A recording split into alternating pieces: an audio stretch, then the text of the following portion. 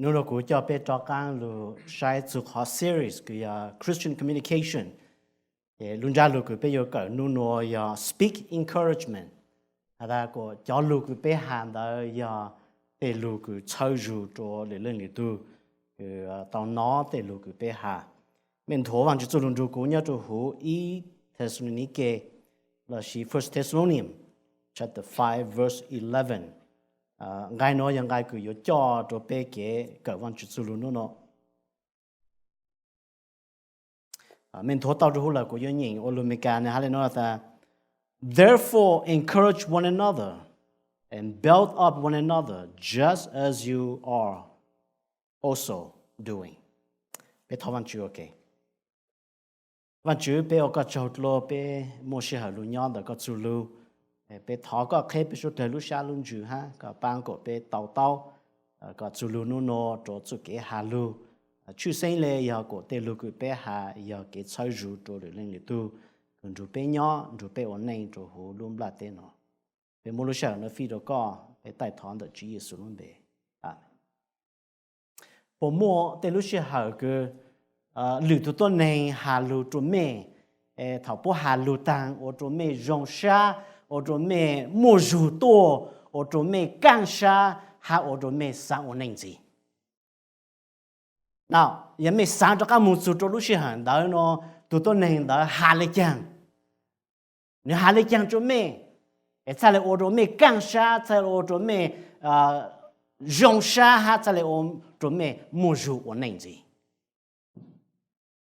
rồi giờ lựa lên lựa tu là cũng trên hạt rong ý dạng lần đó bé ở tôi này nhỏ thì bé nó lựa tu hà lựa cho bé thì bé yên sáng của lựa tê lựa giờ lựa chơi rù lựa rong lựa mua căn hậu cho bé lựa này của bé sáng ổn định gì vậy chúng mình tôi này của này nhỏ trong lúc đó tên nó yêu sáng nó lựa tu chế yêu cho thủ yêu hà mò yêu hà ở chỗ yêu chỉ sáng ổn định gì vì thế nó vẫn chỉ做路上的卡到bé ta của bên yêu rong của tên lục của bé hàng đó giờ lục của yêu ô tô lục tu lục này rong cho giờ ô tô lục tu lục này kề là chỉ cho giờ租lục tu lục này ta chỉ có long lục tu lục này mong cho khó rong mà nhớ được hú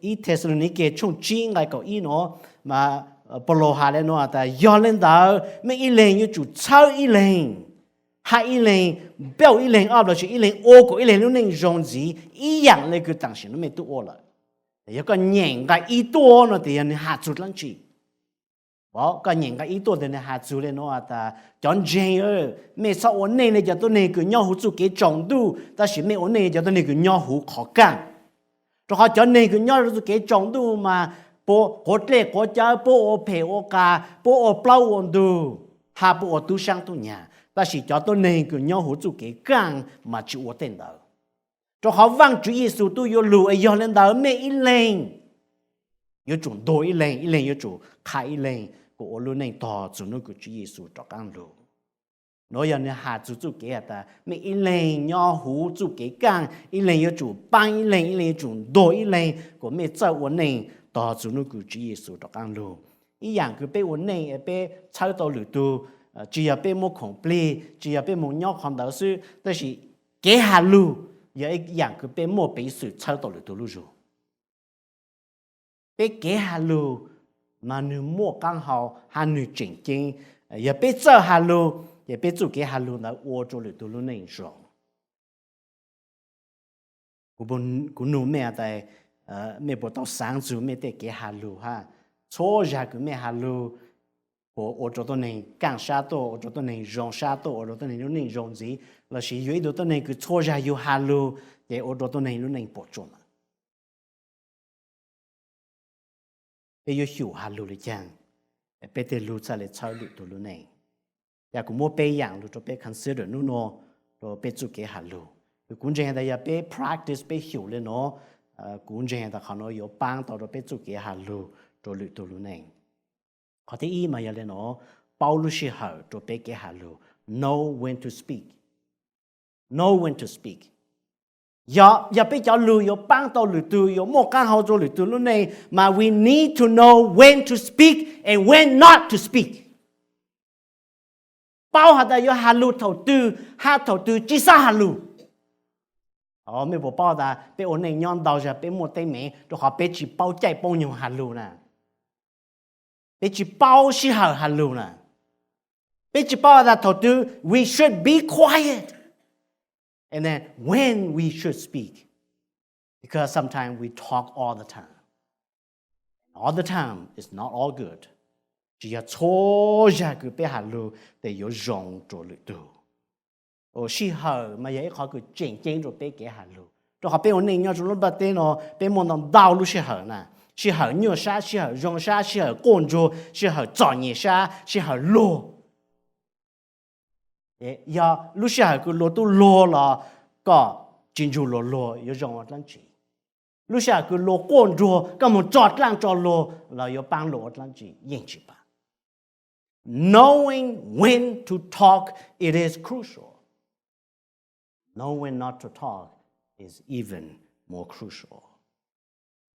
Và lúc cuối khá đồ bé lên nó là ổn định nhau thì muốn nó đau lúc xí hở bé yêu chủ bao cho xí hở đó thì lúc khá chung bé nó ngay ý trong ngay ý ra là there is a time for everything a season for every activity under heaven a time to be born a time to die a time to plant a time to uproot a time to kill and a time to heal a time to tear down a time to build a time to weed and a time to laugh a time to mourn a time to dance a time to scatter stones and a time to gather them, a time to embrace and a time to refrain, a time to search and a time to give up, a time to keep and a time to throw it away, a time to tear and a time to mend, a time to be silent and a time to speak. Oh, there are times to silence. Ada một lúc xí hở mà rong lo co, hay rong lo cũ, be quiet. And there are times you can speak.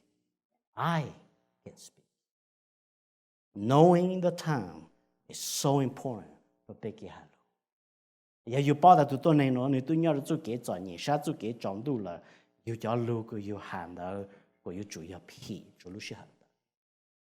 Cho giờ you mo, lô tôi cô là you mo cho trắng cho lô tôi nhổ sao là you mo hà lử ya, lô tôi serious là you chỉnh joke, you để lưu chỉ mo căng chỉ mo hậu.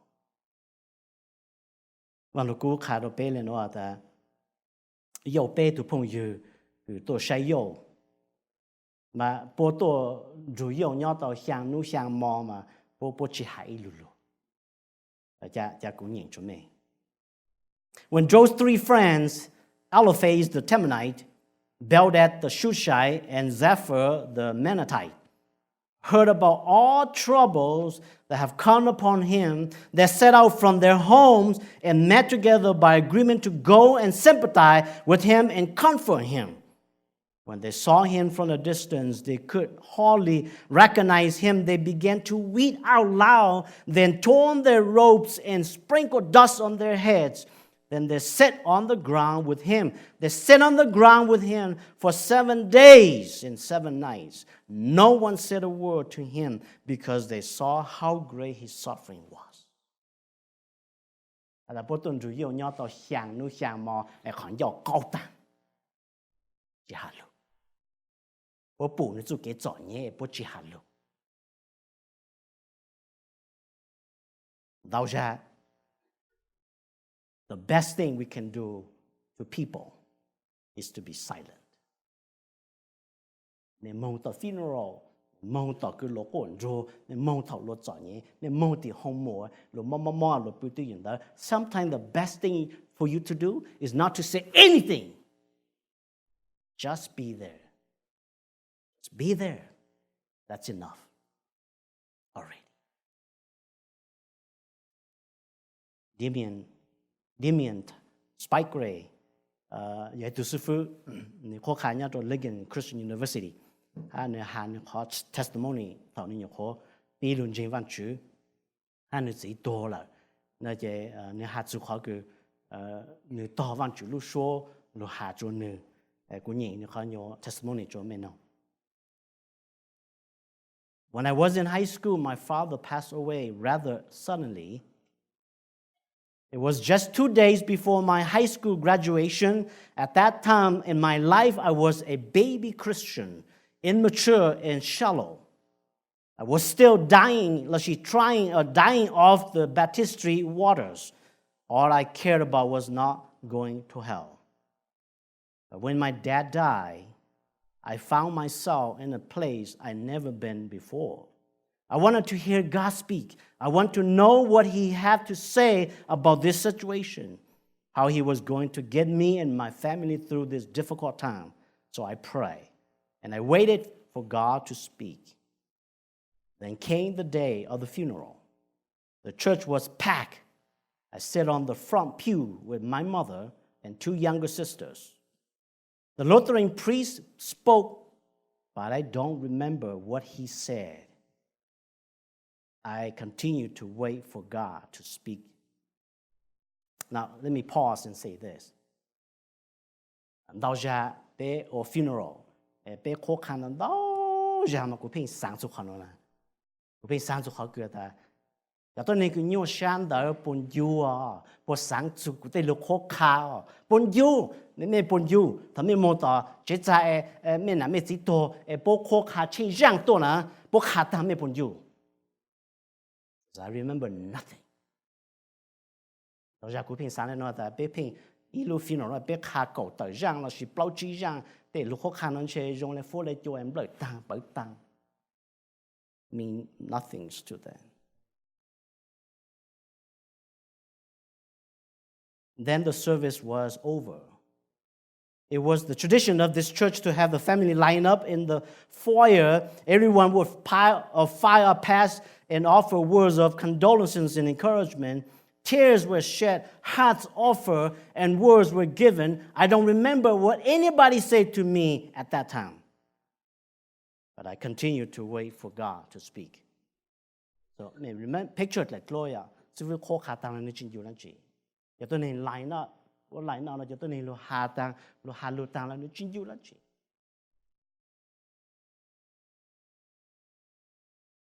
Then I saw Kim. Kim was my friend. She was my age. We were in the youth group together. When she got to me, she didn't say a word. She had tears in her eyes, and she simply hugged me and walked off. But I heard God speak. It dawned on me just months before, I have attended another funeral, the funeral for Kim's father. And that moment, she knew exactly what it meant to be one. Sometimes, the best is to know when to speak and know when not to speak. Yo you lu nei, you te lu ku you han da mo gan hao để you chủ bao chi hở hà lu. Nếu bao đàn đau ra họ cứ you chi han da chỉnh gió rồi lấy cứ họ cứ you ha. Họ cứ you ha, rồi khởi chỉ đau, họ cứ you chi ha bang lu lu nei. And know when to talk. Họ theo bao hạt da you ha chút lần chỉ know what to talk. Okay? So chỉ要lúc时候真正是就是养嗰個要行到，你真正行，你莫講好。到時被路呢，被對路去猜路咗好 ，we don't know what to say. We say the wrong thing. We say the wrong thing in the wrong time. Or we say it in a different way. That doesn't help at all. 我知道的小妹。咩咧又咩有冇講？一路 birthday 咩有冇講？一路 funeral 咩有冇講？一路 celebration 咩不散得一管子都內容呢 ？What do I say？ 我一下你講咗都喏 ，What should I say？ 但是我都冇做到過忙下事。Usually for me, I usually think ahead and say, okay, what do I say when I meet this person？ 我一下你講咗呢 ，and so 我要咗論呢 appropriately fit the occasions there。嗱，不但我都係做咩的？有冇俾到朋友佢都養住有向路向嘛，只係一路路 ，and that's a good thing。But you know what? When they open their mouth, they ruin everything. Tôi nhỏ chế dùng nữa, thảo bố bí hà lưu chế, they create a problem. Có yên nhìn cho mình. Dẫu chung plong cái ý lòng cái cho nó ta. Then Eliphaz the Temanite replied, if someone ventures a word with you, will you be impatient? Who can keep from speaking? Think of who has instructed, meaning you have strengthened the feeble hands. Your word has supported those who stumble. You have strengthened fathers' knees. But now trouble comes to you. You are discouraged. It strikes you and you are dismayed. Should not your piety be your confidence and your blameless way your hope? So suddenly, Eliphaz, the first guy, the older one, the older one, bị hạ lưu cho nên hạ là chẳng này ta, có ý chữ抄ตัวnày, có ý chữ khoaตัวnày, có ý chữ帮ตัวnày, có nên nói chủ có thì có họ dùng lại có đó, có họ cầu rụ đó, có họ tăng cái giá sao đó, có họ chính chính văn chữ đó. So the minute they open their mouth, they start the problem. If you read the story of Job, mà Jobจะพูดอยู่หัน Job มาพูด debate back and forth พูดชี้จังmột chút thầu cứ văn chủ à cho yo ta okay yo I show you who I am. Yo trả lời ta okay I know you God, I know you. Văn chủ trả lời rồi hà rồi yo bé tu phong yu lên nói ta after the Lord has said these things to Job, he said to Eliphaz the Temanite, I am angry with you, your two friends, because you have not spoken of me what is right as my servant Job has. Mẹ bé tu nói mà mẹ kháng ta mẹ cho mẹ dễ mà mẹ tu mua kháng sổ yêu mẹ tu đồ yêu đó là yêu chính dùng cho mẹ, cũng chỉ造ra được mẹ. The problem is they did not know what to say to Job. They don't know what to say. They say the wrong thing. They argue with him. Đâu jamais不sáng lên đó mà. Yêu một ý tôi này tôi nhớ xa. Yêu chỉ cho hà lưu yêu chỉ hai yêu kế cả. Yêu chỉ hai yêu ở tôi này đó cầu dụ ở tôi này đó hai yêu một tên mình gì. Sometimes bên một sai tôi này đó không mua. Yêu một chú yêu tôi chỉ bù cá hà là yêu chỉ thằng chú tôi nó đó. Ô tụi nó mua lại coi to là hắn ơi.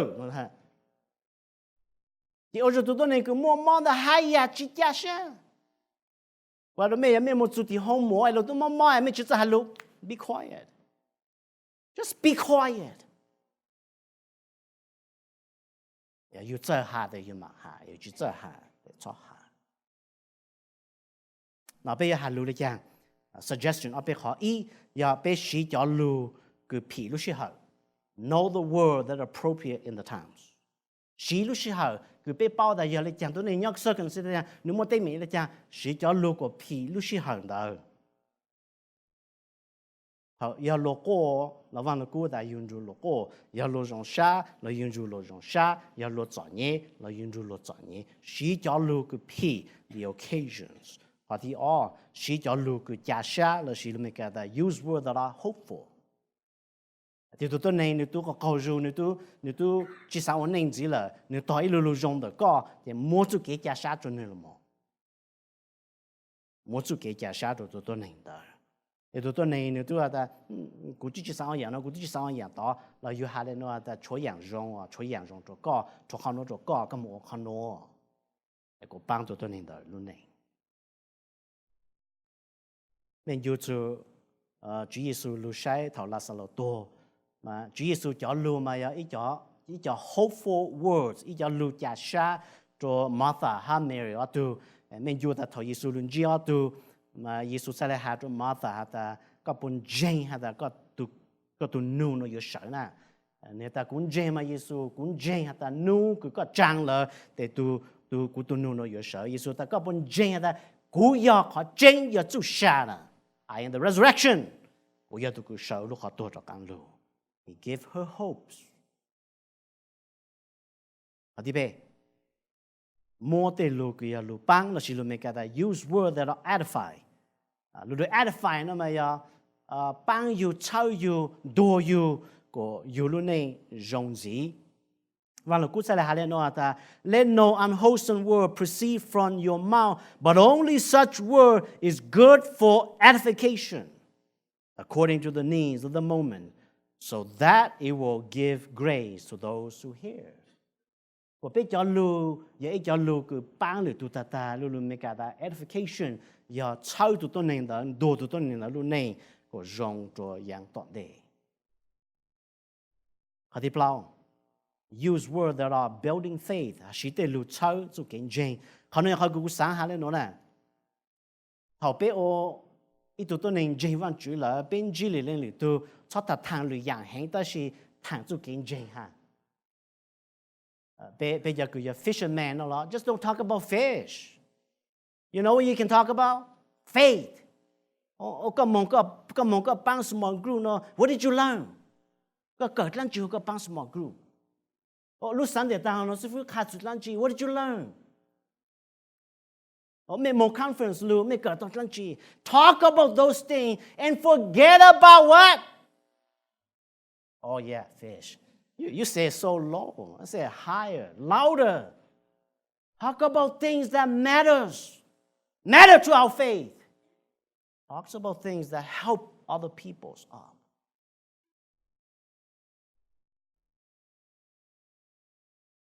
Colossians chapter 3, verse 16, let the word of Christ richly dwell within you with all wisdom, teaching and admonishing one another with psalms and hymns and spiritual songs, singing with thankfulness in your hearts to God. Ephesians 5:19 says, speak to one another in psalms and hymns and spiritual songs, singing, making melody with your heart to the Lord. And that make John Jane, tôi nhỏ kia nè, hà tê lù cứ yo chau mê chú kiến trình, hù tên gao cứ yo ba mê chú kiến trình, của yo chú kiến trình lù mà.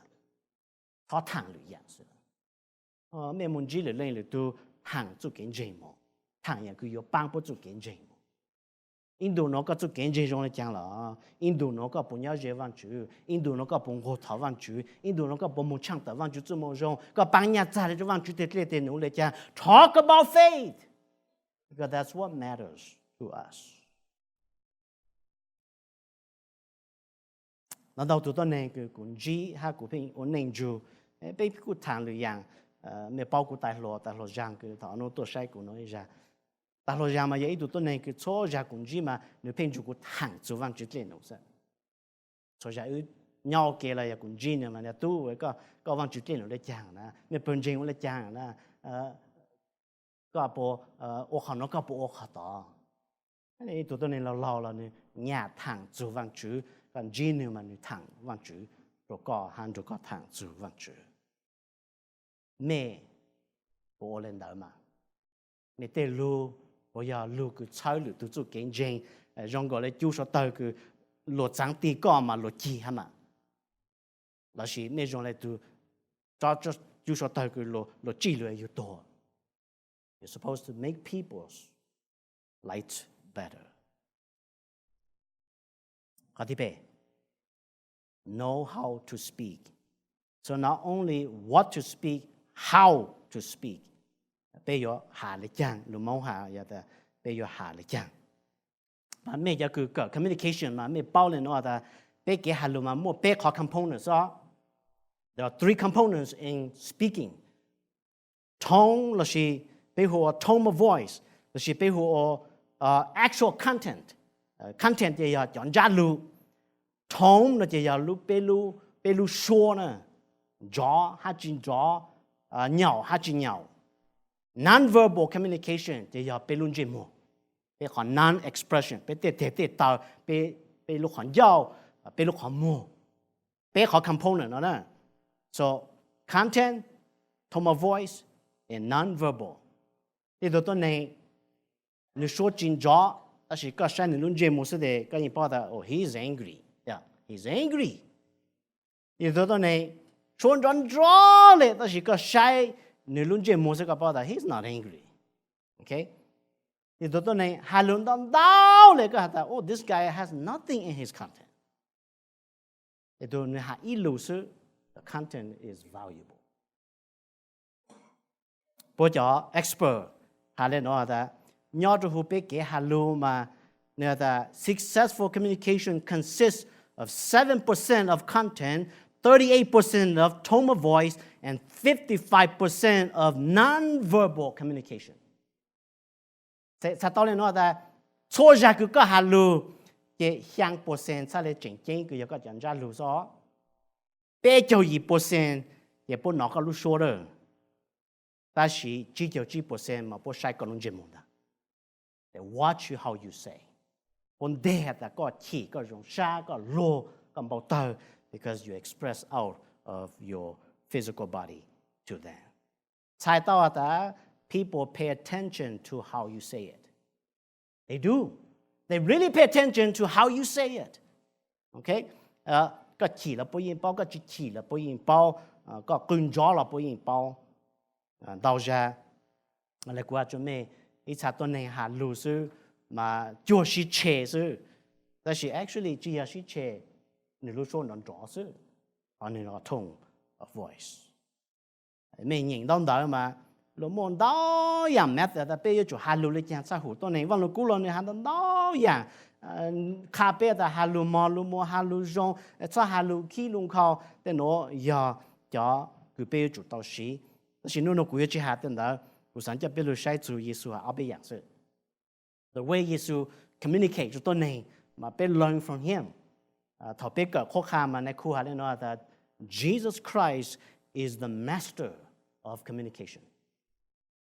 Jesus is the master of communication. 一個哈魯個一個課下 go learn from Jesus because he is the master of communication. 我冇背考試，我哋都背了喏。耶穌是的路個 relate 咗到你咯呢。Every time when he speaks, he talks things that relate to people, not himself. He talk about them. He's not talking about himself. He talk about people. 咩噃？當時伊就到那個幫助咩談，不談主播做咩呢？我當時就到那度，我哋也關注就那樣，我覺得 ，Dude, I'm tired. I don't want to listen to your story. Some people they love to talk about themselves. My goodness, right? They never get tired of talking about themselves. People won't listen to you if you're just talking about yourself. Jesus never talked about himself. He talks about people, talks about them. So the good story, John 4, when he talked to the Samaritan woman. Mình yêu là Giêsu mong chỉ từ bu cáiตัวงานเล่ต่อลูกขอเล่เราเสียอย่าเข้าลูกขอเล่ถ้ารู้มาเยซูหาอะไรอย่างเยซูถอดเล่เขา He wants water, something that she has, something that he doesn't have. And in the conversation started, and when they speak and talking, เนี่ยหาจูตัวปูเนาะแต่ก็มั่วจะเนาะก็ตัวงานเล่เนาะก็บ่สังเตาได้อย่างคือช่างจะเล่เนาะฮะกูย่อจะเล่คือก็เขาไอ้ก็จีจักรตัวอีกอย่างสิแล้วแต่ว้าวโอเคมั่วจุกูแต่เยซูหาได้จังแต่ชีมั่วหาก็ตัวเยตัวSo get your husband. Oh, no, I don't have a husband. Oh, true, you don't have any husband because you have 5 husbands. But interesting that conversation or ma Yesu halu ma Yesu talk about things that relates to her and matters to her life. And she opened her heart and opened her life to Jesus. How you should speak? Not about yourself. You talk about other people. ถ้าหาลูจูอยู่ซะเลยถ้านั่นนู่นทางอยู่จูหรือดูซะเลยถ้าหาจูอยู่เลยกินกูซะเลยถ้าขังจูอยู่ได้เกิดเจอกินเจซะเลยทางจูตัวหนึ่งเดิมมา talk about his life, and you understand. They'll listen to you. Number 2, he knew people's life. The reason why 你หา到ตัวหนึ่งหา到ลูจูตัวหนึ่งตัวขอ你报ตัวหนึ่งรู้ไหนเนี่ยกูจะบอกแต่ฉันไม่รู้เลยจังแต่是有某句ดูตัวหนึ่งย่อ有句包你วันเดย์有句包的หนึ่งแง่หลังจีหนึ่งนอดหลังจีหนึ่งชาเลยจังหนึ่งย่อชาเลยจังหนึ่งจงเลยจังก็ดูจี包หนึ่งรู้ไหน How do you communicate with that person? You have to know that person's life in order to communicate effectively with that person.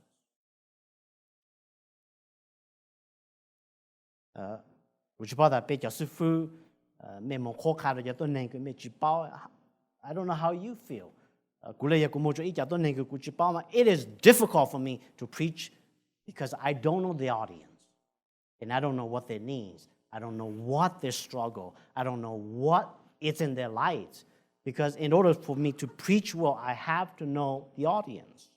And Jesus knows his audience. Mẹ lu nhìn Chúa Giêsu cho lu cái nè khó khăn là gì nè rùa bớt thẳng ta mà mostly tôi nên phiền hà lên nó là when Jesus had finished this world, the crowd were amazed. Amazed of what? His speak and his teachings. Giêsu khó khăn Giêsu hạ ta mà tôi nên là sáng chỉ thông là wow, this is different. This is amazed.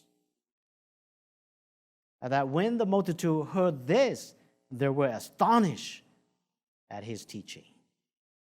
Anh cũng đã nói mẹ đã thầu Giêsu mong cho Nazareth, Giêsu khi Giêsu lúc hắn giao hà lu mà bo shock, bo ta wow, he is full of grace. He knows how to speak. Có thể bé, he spoke the truth in love. Anh cũng đã nói mẹ yang tăng lu là, đó chỉ có lu sai chủ Giêsu cho lu mà most of the time. Giêsu yên chỉ chủ tôi nên chỉ giảng được cho nó. Sometimes nếu debate được cho tôi nên Pharisee, đó là mostly nếu speak the truth. Đó là cho ra cái nếu hạ cho chính đó, nếu chỉ là condemn tôi nên, đó là nếu speak the truth in love. Nếu hạ có chính, đó là nếu hạ được chủ cái lưu, nếu concern chủ tôi nên, nếu consider tôi nên cái situation, hạ nếu care chủ tôi nên. Bé lên mà đau ra, bé hạ có chính mà bé một họ chính cho lùm bùa tôi này, bé một họ chính cho lùm hạ tôi này, ở tôi này chỉ sẵn nông bé hạ.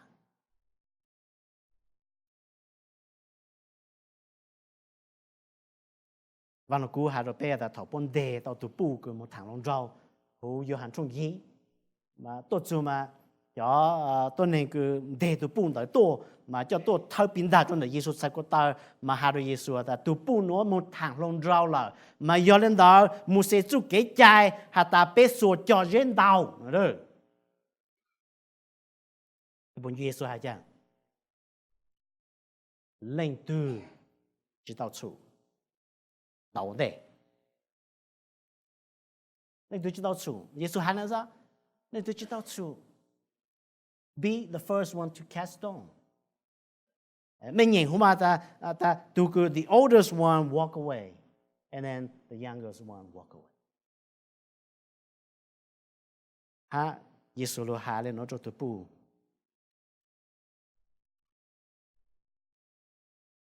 And that woman, where are they? Bố một chút tu tăng là tu có pu. Did no one condemn you? She said, no, Lord. And Jesus says, I do not condemn you neither. Go, sin no more. Go and sin no more. Mà có chuyện này nó cho một chủ lợi là chỉ cho cả một. Go and sin. Hảo. Giêsu hạ cho Pê-tô đã luôn được cú nó này cho Pê-tô đã cú sáng luôn được con nó này mình yêu đã Pê-tô mong sống lại lệ nếu mong chỉ đạo Chúa Giêsu nếu bị sinh là này bị to nè Giêsu cho lại cú nó sai tên nè cú sáng đây à mẹ cú mà chơi yêu đó thâu to cả ra nó thấy à but he didn't do that. You know what he said? Oh, you little faith. Yang có chút kinh doanh mình alone. You little faith, trust me. Thì cho nên bé để lưu cái bé hà, bé yêu chuột tao hà, và tôi dùng hà, rồi chút cái lưu bé bảo bé cho tôi này, bé hà lưu cho bố của phi bố luôn này. Cái cú sau cho hot story nữa. Trong ý cho bố cho sang Washington Capitals cái bang hạ kỳ nhau rồi bé. Mà xong cho sang mà bố yêu the hardest team, bố play tao rong hay lệ. Tại vì lúc cho xong cho cái half of the season thì bố sư thì tôi coach sau này trả chỉ là I have to do something because we are keeping losing. Đó là责任đó là bố phải mua injured thì bố phải sư mỗi mò thì bố yang 7-hour flight from Vancouver lúc cho DC. Thì chúng ta chỉ ô lại rồi. Thì what they supposed to do is watch the VCR, cứ play ของ game cứ bố sư họ. Đó là somehow the VCR 没有报 VCR okay 没有说报 VCR you still remember right the VCR freeze 家里就好累啦 play 不讲了就到 play 了不讲了就到了也就我就我好了人家一堆人比他比开的路很要人家下着都到的กูเพลย์ไม่ใช่อย่ากูเพลย์เลยเนาะชัดจีปังก็อย่าก็เพลย์เลยเนาะที่จะอยู่ปังกูอย่ากูเพลย์กูขอนอย่าก็เพลย์ก็ขอน so they keep talking one talk to one another อีเลงหายอีเลง by the time ลูก plan landed they have a plan and then after that they win every single game until these seasons end Talking is essential, but we need to know how to talk. Hà cho lưu, người bang tao lưu tu, một cái hậu cho lưu tu này, nói rằng á, lưu tu lưu này dùng chỉ là dùng cho lối lưu này dùng chỉ dùng cho có rồi. That's how it is. When you win somebody, you make somebody's life better, your life becomes better. That's how it is. So, yo lại chẳng biết cho lưu sa lệ yo bang lưu tu, you lên nó, remember, know when to talk, know what to talk, and know how to talk.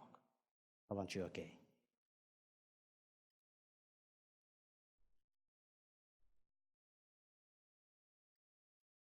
Want you bé cái cho cái yên chỉ bé một lúc hoàn giao, chỉ có sáng của bé lúc hoàn giao giờ để lưu cái yo bang tàu lưu tu sư. Cái dạng chỉ cho bé yang tăng lưu giờ bé chỉ bé lúc hoàn giao phê cho bé thổ phê du lưu tu lưu này. Là chỉ có chân nó mong cái bang của bé giờ chỉ bé lúc hoàn giao lỡ lấy lúc chỉ hở. Tụi này cứ nói bé hà để lưu cái tàu bé lúc hoàn giao to của một căn hậu cho lưu tu. Giờ bé chỉ cho hà là thọ cái bang của bé bao sải lưu. Cả tuần chú plei khé bé lúc xa luôn chú bố tê lúc rong cho bé của tê lúc bé hà yêu bang tao chú tụi nền đó đào ra ya bé chỉ cho hà là có bang bé của bé cho tổ bé lúc hoàn giao họ cứ bên chú lo nhỏ họ cứ bên chú lo kế sư để tu chơi lo luôn nền đó chỉ có bang bé sốt lời của bé cho hà lu của bé tên giao tê lu rong cho vang chú có cho mình nhỏ giờ tôi nên cần chụp bé nhỏ, tôi giờ ok, tôi ít bận rộn. Giờ tôi nên lúc này rong, chỉ giờ rong cho bố sư, rong cho bé, nếu cứ rong cho bé là, yên giờ rong cho con lúc con lúc bé. Có cháu bé suốt lời lúc lang lúc ru, có khá bé, có bé tiền giao tiền lúc một cá một hậu, rồi giờ tôi nên cứ có chỉ chụp bé ở này, ha, rong cho con lúc con lúc bé. Bé sau lên nó sư, bé có cháu đó nó đó giúp bé hở co. Bên trên là con chú bé nhỏ hay có giàu sang cho chối养của bé ô bây giờ một vang một chế một khử nọ khử hậu một cần đâu bây giờ họ có tàu kế tôi một con trong sa lan thảo vang chú con chú hay cho bé chú hậu kế có bang của bé mông càng sát của lù ha giờ có chỉ tàu lù là có cho bé cho càng của lù chú vang chú chế dọn dẹp số lời chú kế khử nọ khử hậu thảo có bút lang bút ru và tí thái ha ổn định ở càng cho bé số lời chú hậu kế giờ khô cái tổ công bé nó giờ một vang một chế một oxy thảo vang chú có họ tí thái ha rùa bôi dạng cao bang của bố trọc cam một chú vang chú chế giờ có chỉ tàu lưu là có phòng có một chú bé của bé một chú sải nhỏ cho bé trọc cam tổ bé họ có ý dạng nên nó bây giờ sinh dài nó nhỏ một dạng gì phi đó có phòng có một chú bé sốt lên nó ai cũng thầm mong đợi chỉ Giêsu luôn bé amen một chú bé sốt lên bé mà sinh chi